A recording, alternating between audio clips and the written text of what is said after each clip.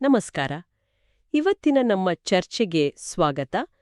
ನಾವು ಇವತ್ತು ಬೈಬಲ್ನಿಂದ ಆ, ಮಾರ್ಕನು ಬರೆದ ಶುಭ ಸಂದೇಶದಿಂದ ಕೇವಲ 2 ವಚನಗಳನ್ನ ನೋಡಲಿದ್ದೇವೆ. ಮಾರ್ಕ್ ಅಧ್ಯಾಯ 3 ವಚನ 20 ಮತ್ತು 21. ಇವು ನೋಡೋಕೆ ತುಂಬಾ ಚಿಕ್ಕದಾಗಿ ಕಾಣಿಸ್ಬೋದು, ಆದರೆ ಇದರೊಳಗೆ ಅಡಗಿರುವ ಕಥೆ, ಆ ಮಾನಸಿಕ ಒತ್ತಡ, ಅದು ಬಹಳ ದೊಡ್ಡದು. ನಮ್ಮ ಇಂದಿನ ಚರ್ಚೆಗೆ ಆಧಾರವಾಗಿರೋದು divine zeal and the burden of misunderstanding ಅನ್ನೋ ಒಂದು ವಿಶ್ಲೇಷಣೆ. ನಮ್ಮ ಗುರಿ ಏನು ಅಂದ್ರೆ, ಯೇಸುಸ್ವಾಮಿ ತಮ್ಮ ಸ್ವಂತ ಬಂಧುಗಳಿಂದಲೇ ಹುಚ್ಚು ಹಿಡಿದಿದೆ ಅಂತ ಯಾಕೆ ಅನಿಸ್ಕೊಳ್ಬೇಕಾಯ್ತು, ಮತ್ತು ಆ ಸನ್ನಿವೇಶದಿಂದ ನಾವು ಇವತ್ತು ಏನ್ ಕಲಿಬಹುದು ಅನ್ನೋದನ್ನ ಅರ್ಥ ಮಾಡ್ಕೊಳ್ಳೋದು. ಮೊದಲಿಗೆ ಆ ವಚನಗಳನ್ನ ಓದೋಣ ಅಲ್ವಾ? ಖಂಡಿತ. ಯೇಸು ಮನೆಗೆ ಹೋದಾಗ ಜನರು ಮರಳಿ ಗುಂಪು ಗುಂಪಾಗಿ ಬಂದ್ರು. ಯೇಸುವಿಗೂ ಶಿಷ್ಯರಿಗೂ ಊಟ ಮಾಡಲು ಕೂಡ ಬಿಡುವಿಲ್ಲದೆ ಹೋಯಿತು. ಈತನಿಗೆ ಹುಚ್ಚು ಹಿಡಿದಿದೆ ಎಂದು ಜನರು ಮಾತಾಡಿಕೊಳ್ಳುತ್ತಿದ್ದರು. ಆದ್ದರಿಂದ ಯೇಸುವಿನ ಬಂಧುಗಳು ಯೇಸುವನ್ನು ಹಿಡಿದು ತರಲು ಹೊರಟರು. ನೋಡಿ, ಈ ವಿಷಯ ನಿಜಕ್ಕೂ ಒಂಥರ ಆಘಾತಕಾರಿ. ಸ್ವಂತ ಜನರೇ ಹೌದು, ತಮ್ಮವನಿಗೆ ಹುಚ್ಚು ಹಿಡಿದಿದೆ ಅಂತ ಹೇಳೋದು. ಇದರ ಹಿಂದಿನ ಕಾರಣಗಳೇನಿರ್ಬೋದು?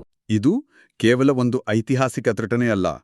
ಇದು ಮನುಷ್ಯನ ಸ್ವಭಾವ, ಸಮರ್ಪಣೆ ಮತ್ತೆ ತಪ್ಪು ತಿಳುವಳಿಕೆ, ಇದರ ನಡುವಿನ ಒಂದು ಶಾಶ್ವತ ಸಂಘರ್ಷದ ಕಥೆ ಅಂತ ಹೇಳ್ಬೋದು. ಹೌದು. ಹಾಗಾದ್ರೆ ಮೊದಲಿಗೆ ಆ ಸನ್ನಿವೇಶವನ್ನೇ ಸ್ವಲ್ಪ ಕಣ್ಣು ಮುಂದೆ ತಂದ್ಕೊಳ್ಳೋಣ.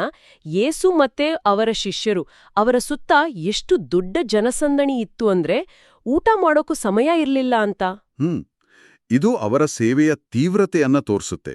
ಹೌದು. ಅಂದ್ರೆ ಯೇಸುವಿನ ಸೇವೆ ಕೇವಲ ಬೋಧನೆಗೆ ಸೀಮಿತವಾಗಿರ್ಲಿಲ್ಲ. ಜನರ ದೈಹಿಕ ಮತ್ತು ಆಧ್ಯಾತ್ಮಿಕ ಹಸಿವು ಎರಡನ್ನೂ ನೀಗಿಸಲು ಅವರು ಸಂಪೂರ್ಣವಾಗಿ ತಮ್ಮನ್ನ ಮುಡಿಪಾಗಿಟ್ಟಿದ್ರು. ಆ ಜನಸಾಗರವೇ ಅದಕ್ಕೆ ಸಾಕ್ಷಿ. ಸರಿ, ಇಲ್ಲಿಂದ ಕಥೆ ನಿಜವಾಗ್ಲೂ ಕುತೂಹಲಕಾರಿಯಾಗತ್ತೆ.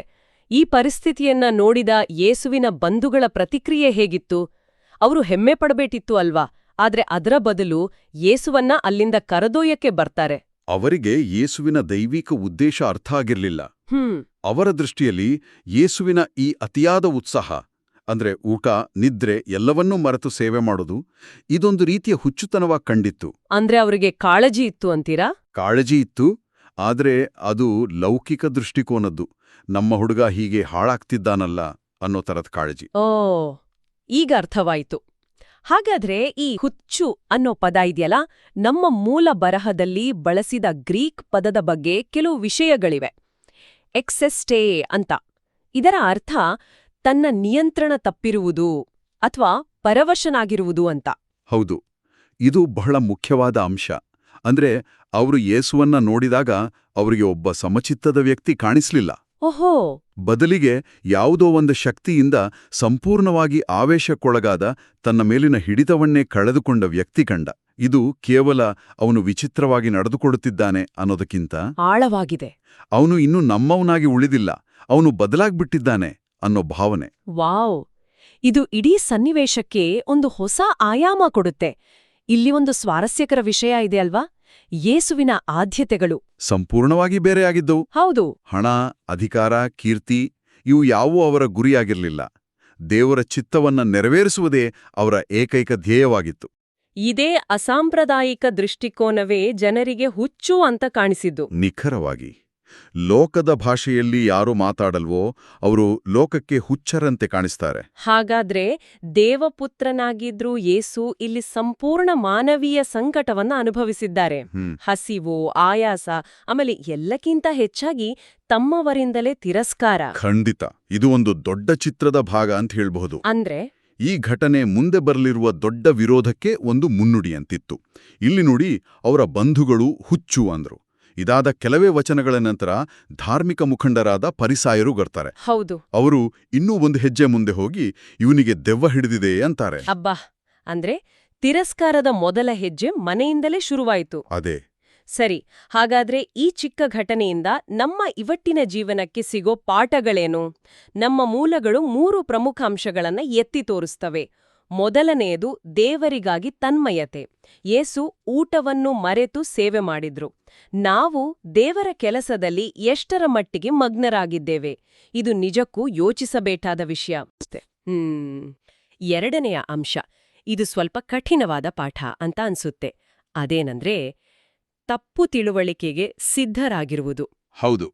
ನಾವು ದೇವರ ದಾರಿಯಲ್ಲಿ ನಡೆದಾಗ ನಮ್ಮ ಸ್ವಂತ ಕುಟುಂಬದವರೇ ನಮ್ಮನ್ನು ಅರ್ಥ ಮಾಡ್ಕೊಳ್ದೇ ಇರ್ಬೋದು. ಇವನಿಗೆ ತಲೆ ಕೆಟ್ಟಿದೆ ಅಂತಾನು ಹೇಳ್ಬೋದು. ಇಲ್ಲಿ ಒಂದು ಪ್ರಮುಖ ಪ್ರಶ್ನೆ ಉದ್ಭವಿಸುತ್ತೆ. ಹೇಳಿ. ಲೋಕದ ದೃಷ್ಟಿಯಲ್ಲಿ ಹುಚ್ಚು ಎನಿಸ್ಕೊಳ್ಳುವುದು ದೇವರ ದೃಷ್ಟಿಯಲ್ಲಿ ಪವಿತ್ರ ಅರ್ಪಣೆ ಆಗಿರಬಹುದು. ಸತ್ಯಕ್ಕಾಗಿ ನಿಂದಿಸಲ್ಪಡೋದು ಶಿಷ್ಯತ್ವದ ಒಂದು ಭಾಗ ಅಂತ ನಮ್ಮ ಮೂಲಗಳು ಹೇಳ್ತವೆ. ನಿಜ.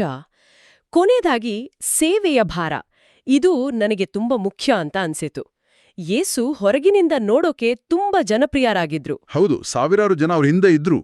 ಆದ್ರೆ ಆಂತರಿಕವಾಗಿ ಒಂಟಿಯಾಗಿದ್ರು. ಯಾಕೆ ಅಂದ್ರೆ ಯಾರೂ ಅವರನ್ನ ಸಂಪೂರ್ಣವಾಗಿ ಅರ್ಥ ಮಾಡ್ಕೊಂಡಿರ್ಲಿಲ್ಲ, ಅವರ ಶಿಷ್ಯರೂ ಸಹ.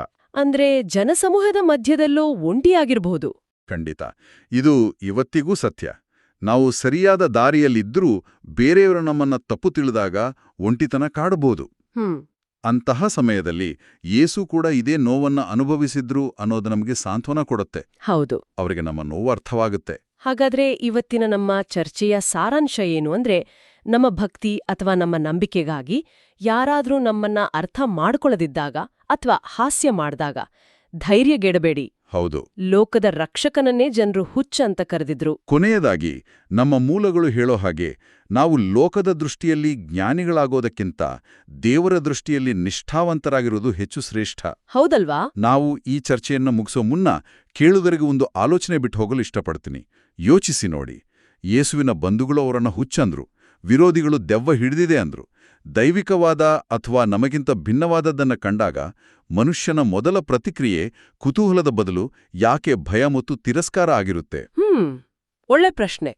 ಇವತ್ತಿನ ದಿನಗಳಲ್ಲಿ ನಾವು ಅಂತಹ ತೀವ್ರವಾದ ಭಕ್ತಿಯನ್ನು ನೋಡಿದಾಗ ನಮ್ಮ ಪ್ರತಿಕ್ರಿಯೆ ಹೇಗಿರುತ್ತೆ?